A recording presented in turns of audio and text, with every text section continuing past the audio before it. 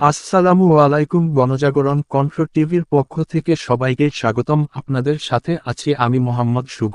দিনাজপুরের বীরগঞ্জে ট্রাক্টরে চাপায় আদিত্য রায় নামে স্কুলছাত্র নিহত হয়েছে। দিনাজপুরের বীরগঞ্জে ট্রাক্টরে চাপায় আদিত্য রায় ১৩ নামে স্কুলছাত্র নিহত হয়েছে।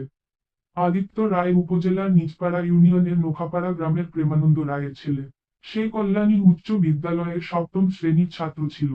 গতকাল বুধবার ১১ সেপ্টেম্বর রাত ৮টায় পৌর শহরের বীরগঞ্জ খানসামা সড়কের ঢাকবানদী ব্রিজে এই দুর্ঘটনা ঘটে।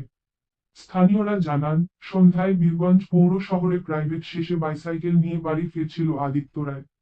পথে পৌর শহরের বীরগঞ্জ খানসামা সড়কের ঢাকানদী ব্রিজে একটি ট্রাক্টর তাকে চাপা দিয়ে পালিয়ে যায়। পথচারীরা গুরুতর আহত অবস্থায় উদ্ধার করে উপজেলা স্বাস্থ্য কমপ্লেক্সে নিয়ে গেলে কর্তব্যরত চিকিৎসক তাকে মৃত ঘোষণা করে।